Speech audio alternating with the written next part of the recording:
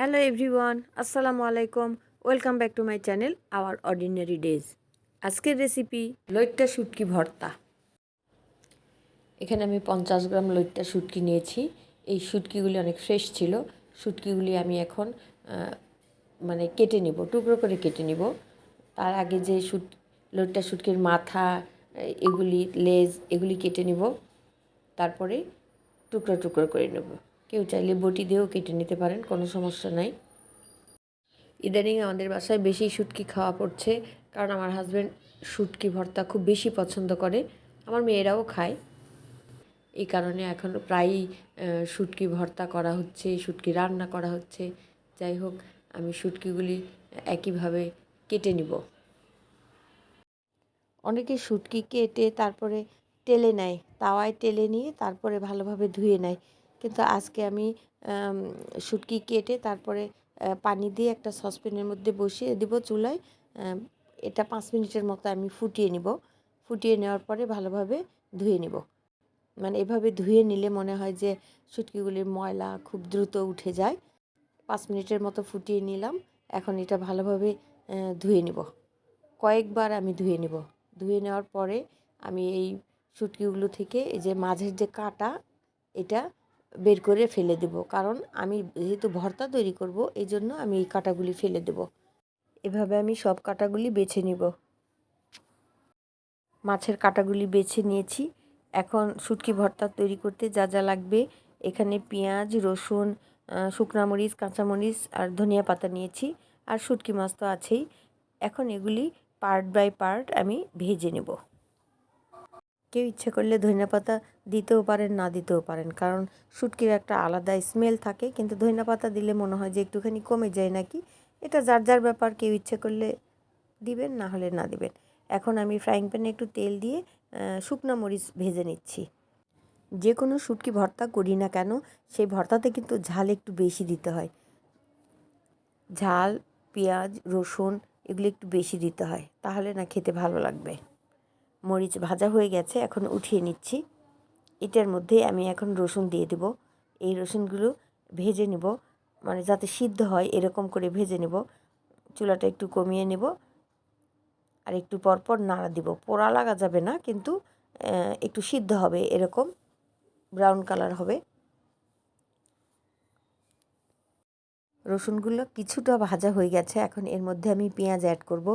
পেঁয়াজ দিয়ে আবারও আমি কিছুক্ষণ ভেজে নেব, যাতে পেঁয়াজটার কালার চেঞ্জ হয়ে যায়। পেঁয়াজ ব্রাউন কালার হবে না, কিন্তু একটু কালারটা চেঞ্জ হবে, একটু হালকা ভাজা হবে আর কি। এভাবে আমি একটু পরপর নাড়া দেব। আমার মনে হচ্ছে একটু তেল কম হয়ে গেছে, আবার একটু তেল দিয়ে আমি পেঁয়াজ রসুন ভালোভাবে একটু ভেজে নেব, যাতে এর কাঁচা স্মেল না থাকে। পেঁয়াজ রসুন ভাজা হয়ে গেছে, আমি এখন উঠিয়ে নিব। পেঁয়াজ রসুন উঠিয়ে নেওয়ার পরে এর মধ্যে দিয়ে দেব আমি কাঁচামরিচ। 2টা কাঁচামরিচ নিয়েছিলাম, সেই 2টা একটু আমি হালকা করে টেলে নিব। কাঁচামরিচ শুটকি ভর্তাতে না দিলেও হয়, এটা যার যার ইচ্ছা অনুযায়ী। এখন আমি কাঁচামরিচ উঠিয়ে নিব, আর এরপরে এখানে তেল দিয়ে আমি লইট্টা শুটকিগুলি ভেজে নিব। তেল দিয়ে আমি শুটকিগুলি এর মধ্যে দিয়ে দেব, একটু নাড়াচাড়া দিয়ে ভেজে নেব। এই সময় চুলার হিটটা কমায় রাখবো, কারণ শুটকি ভাজতে একটু সময় লাগবে। সামান্য পরিমাণে লবণ দিয়ে দিলাম। এখন আবারও ভালোভাবে নাড়া দিয়ে দেব। এভাবেও ভর্তা করা যায়, কিন্তু আমার কাছে মনে হচ্ছে যে একটু হলুদের গুঁড়া দিলে ভালো লাগবে কালারটা। এই কারণে সামান্য পরিমাণে হলুদের গুঁড়া দিয়ে দিলাম। দিয়ে আমি আবারও ভালোভাবে নাড়া দিয়ে দিলাম। শুটকিগুলি আমি 5-7 মিনিটের মতো ভেজে নেব। লইট্টা শুটকি ভাজা হয়ে গেছে, এখন উঠিয়ে নেব। এখন আমি সবগুলি ভর্তা করে নেব। প্রথমেই আমি শুকনা মরিচ, কাঁচা মরিচ, তার মধ্যে সামান্য পরিমাণে লবণ দিয়েছি, দিয়ে ভালোভাবে বেটে নিচ্ছি। এরপরে আমি এখানে শুটকি মাছ দিয়ে দেব। শুটকি মাছ দিয়ে আবারও আমি মিহি করে বেটে নেব। বাটার অংশ সবটুকু দেখানো হয়নি, অল্প অল্প করে দেখাচ্ছি আমি।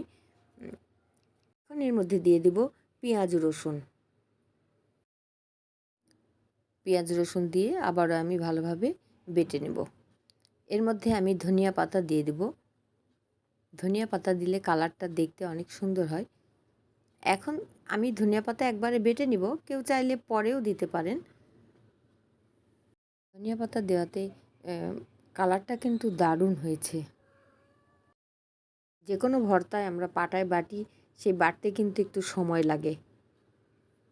তবে ব্লেন্ডারে ভর্তার স্বাদ আর পাটায় বাটা ভর্তার স্বাদ কিন্তু একটু আলাদা হয়।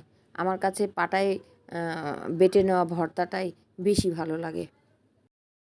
লইট্টা শুটকি বাটা হয়ে গেছে। সবশেষে আমি এই শুটকির মধ্যে সরিষার তেল দিয়ে দেব। সরিষার তেল দিয়ে আমি আবারও ভর্তাটা ভালোভাবে মেখে নেব। এই সময় চেক করে নেব লবণ হয়েছে কি না। সব কিছু ঠিকঠাক আছে। এখন এই ভর্তাটা আমি একটা পিরিচে উঠিয়ে নেব। তৈরি হয়ে গেছে খুবই মজাদার লইট্টা শুটকি ভর্তা। ভিউয়ার্স, কে কে লইট্টা শুটকি ভর্তা পছন্দ করেন প্লিজ কমেন্ট করে জানাতে পারেন। আপনারা যারা এই লইট্টা শুটকি ভর্তা পছন্দ করেন প্লিজ একটা লাইক দেবেন, সাবস্ক্রাইব করবেন আর পাশে থাকা বেল আইকন বাটন অন করে রাখবেন, যাতে করে নতুন ভিডিও দেওয়ার সাথে সাথে সবার আগে নোটিফিকেশন আপনাদের কাছে পৌঁছে যায়। আপনারা যারা এই শুটকি ভর্তার রেসিপিটি দেখছেন প্লিজ শেয়ার করে অন্যকে দেখার সুযোগ করে দেবেন। সবাইকে অসংখ্য ধন্যবাদ এতক্ষণ ভিডিওটি দেখার জন্য। আবারও হাজির হব যে কোনো একটা রেসিপি নিয়ে। সেই পর্যন্ত সবাই ভালো থাকবেন, সুস্থ থাকবেন। আসসালামু আলাইকুম, আল্লাহ হাফেজ।